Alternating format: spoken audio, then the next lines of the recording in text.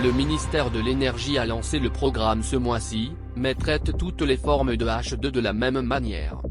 Le ministère de l'Énergie a lancé son nouveau programme H2Hub de 8 milliards de dollars pour la production d'hydrogène aux États-Unis à utiliser comme carburant propre. Le plan est controversé, car le carburant est zéro émission, mais toutes les façons de le fabriquer ne peuvent pas en dire autant. Il est vrai que la production d'hydrogène sans émission de carbone crée une forme de H2 qui s'accompagne d'émissions de gaz à effet de serre ni lors de sa fabrication ni lors de son utilisation. Cependant, le programme H2Hub traite de manière égale de nombreuses façons différentes de produire du H2, même lorsque leur potentiel de lutte contre le changement climatique n'est pas le même. Ce programme porte sur le développement d'un réseau de hub H2. L'utilisation du carburant qu'il produit a le potentiel de réduire considérablement les émissions de carbone des applications qui l'utilisent. Par exemple, les véhicules à pile à combustible pourront remplacer les émissions de gaz à effet de serre des tuyaux d'échappement par rien de plus que de la vapeur d'eau. Pour assurer une réduction substantielle des émissions de carbone, il doit également être éliminé de la production d'hydrogène. Avec l'hydrogène vert, par exemple, les énergies renouvelables telles que l'énergie solaire et éolienne sont utilisées pour alimenter l'électrolyse de l'eau, divisant les molécules de H2O en carburant propre et en oxygène.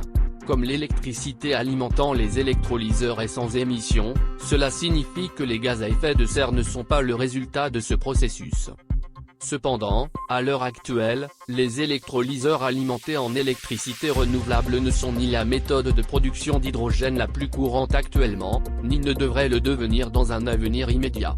Au lieu de cela, le bleu H2 est l'objectif principal. Il est fabriqué selon des méthodes utilisant du gaz naturel, composé principalement de méthane, un gaz à effet de serre plus puissant que le CO2. Les fuites de ce gaz sont plus nocives que les émissions de CO2. De plus, le processus lui-même produit également des émissions de CO2, qui sont soit rejetées dans l'atmosphère, soit doivent être capturées et stockées, un processus coûteux qui n'est pas non plus parfait ou étanche. Pourtant, les partisans des H2Hub disent qu'il s'agit d'un pas en avant important. La loi bipartite sur les infrastructures finance entre 6 et 10 hubs pour commencer.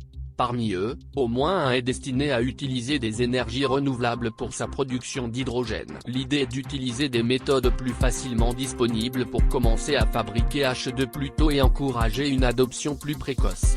À partir de là, l'intention est de passer à l'hydrogène vert en utilisant des énergies renouvelables à plus grande échelle, en supprimant progressivement les méthodes à faible émission de carbone. Merci de suivre Hydrogène Fuel News. Assurez-vous de cliquer sur s'abonner et cliquez sur le lien dans la description pour obtenir notre e-book gratuit.